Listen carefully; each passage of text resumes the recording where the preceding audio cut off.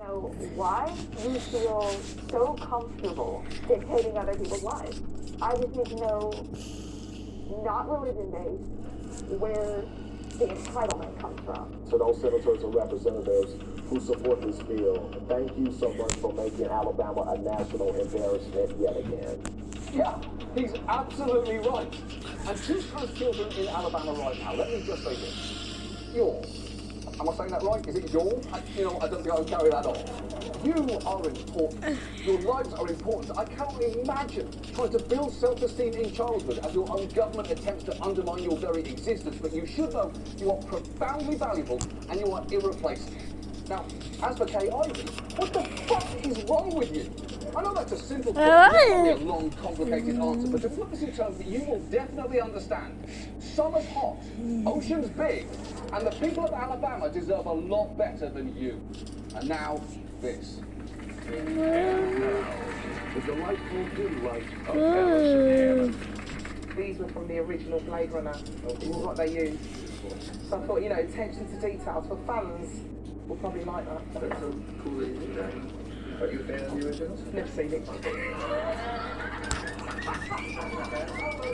I'm going to give you a quote, and you have to let me know whether you think it's Shakespeare. Shakespeare. There we go, look at that. Beautiful. Oh. How amazing is that? Wait a minute, why can't you just pick it up?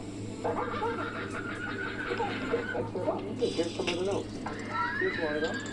Just as love you, just a good ass. You're bad as women.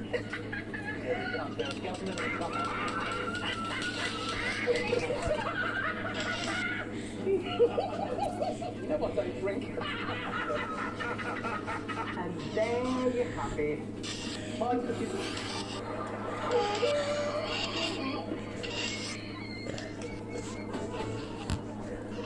Moving on. Our main story tonight concerns utility, specifically electric utility. The company is responsible for delivering us power and also giving us the creepiest mascot ever created, Ready Kilowatt, a hell creature who for decades appeared in ads for over 200 electric companies like this one about him emancipating woman in the home, and this one where he tells a housewife, don't kill yourself, it ain't worth it. Ready even appeared on children's shows where he undoubtedly gave a whole generation nightmares. What's going on here? You should know that you can expect anything to happen here, Mr. Two. Boy, I'll say, good. Hey, what's happening now? Those peanuts, they're floating in the air. That's my new electrostatic generator. Get out of there, Mr. Toot! That's the only time I've ever been scared for a clown. We can't actually show you the rest of that video because, and this is true, if you watch it until the end, Reggie shows up behind you and brutally murders you. Now, you probably don't give too much thought to your local electric utility, but if you do, it might be because they're charging exorbitant rates for a basic human necessity, as this North Carolina pastor explains. One of the founding members of this church, Sister Linda Jones, she literally cut her pills in half, skipped days in order to pay her light bill. God bless her soul, she passed on. And there are hundreds of people right around here who need that help. That is terrible. And in case it bumped you at all, you're right, that was a property brother that you just spotted there. You made a documentary about utilities, and it's actually pretty good to the point that you're even going to see a little more of it later on. And if you're wondering which property brother that is, I'll give you a clue. It is the circumcised one. And if you don't know which property brother is circumcised, you're clearly not that big a fan of the property brothers. And high bills are just the beginning of the problems here, because utilities are also exceptionally prone to scandal. In fact, just Google your utility company right now and the word scandal, and chances are they've gotten into some major trouble. It's basically like Googling your local Jimmy John's and E. coli, or the name of your favourite teacher from high school and January 6th.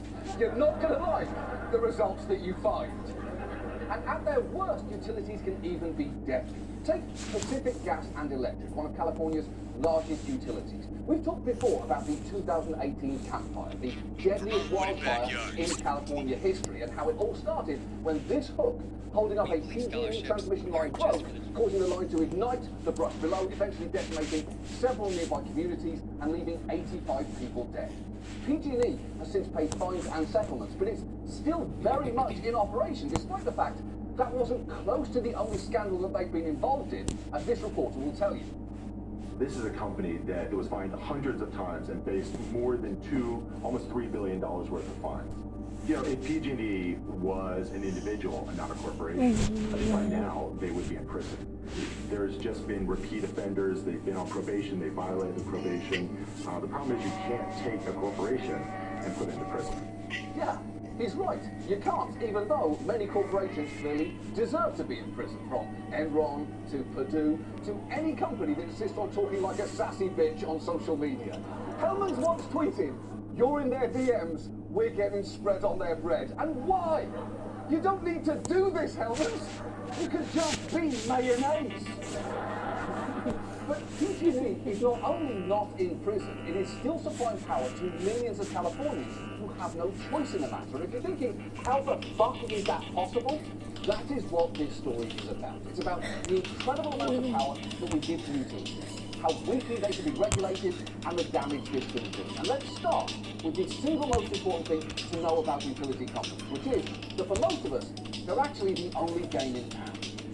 If you want to go buy an iPhone or any other kind of consumer product, you go out to a store and you have a number of choices.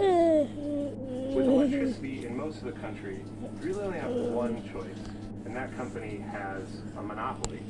Exactly. In our modern economy, you are supposed to have choice. Just look at all the streaming services out there. There's a Blockbuster 2.0, superheroes and old racism, anime, probably crashing on you right now, no idea, and until recently, News Quibi. That is arguably too much choice. But utilities operating as natural monopolies dates back to the fact that around the start of the 20th century, we needed to build a nationwide power grid from scratch. And that obviously required a huge investment. Companies were only incentivized to do that with a guarantee that they'd be able to operate in a non-competitive environment. And at the time, that made sense. But those monopolies persist to this day, and mostly as for-profit investor-owned companies. Now, in exchange for giving utilities a deal that sweet, we did put some restrictions in place. The law says that they should spend the least they can while providing quality, environmentally safe service, which sounds great because it caps their ability to make too much money. But, and this is a huge but, there is a carve-out. Because when they build something, a piece of physical infrastructure, they're allowed to then pass along that cost to you through your bill, plus an additional percentage they get to keep as profit, usually around 10%. And this creates a clear incentive. The bigger the project, like a power plant, the more profit they make. As this activist explains.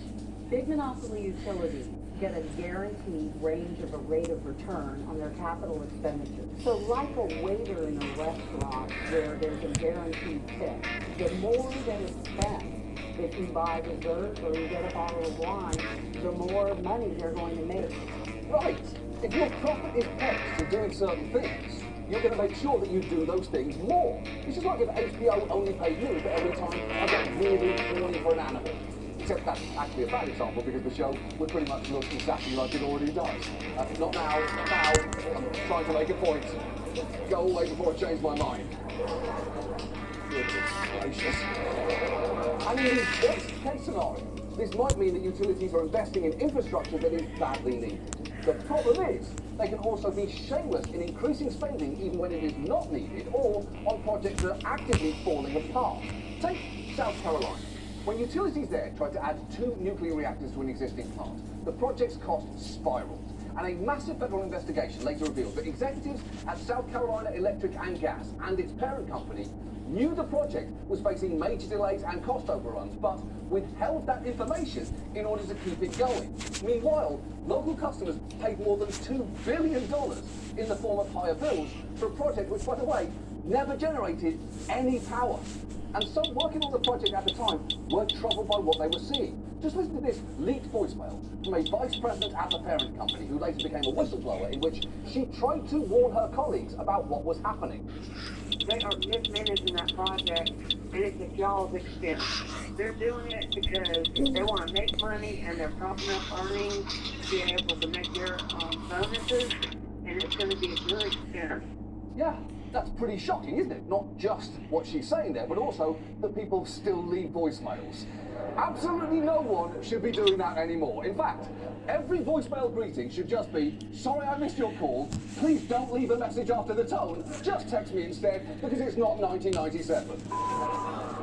And overspending isn't the only way that utilities' incentives can wind up screwing over customers, because they can deliberately stifle innovation that might make power cheaper or be a net benefit to society, as this solar power executive will tell you. Now solar is becoming real. These utility monopolies are saying, well, wait a minute, we got to crush it before it gets too big. They want to build more plants so they can make more money.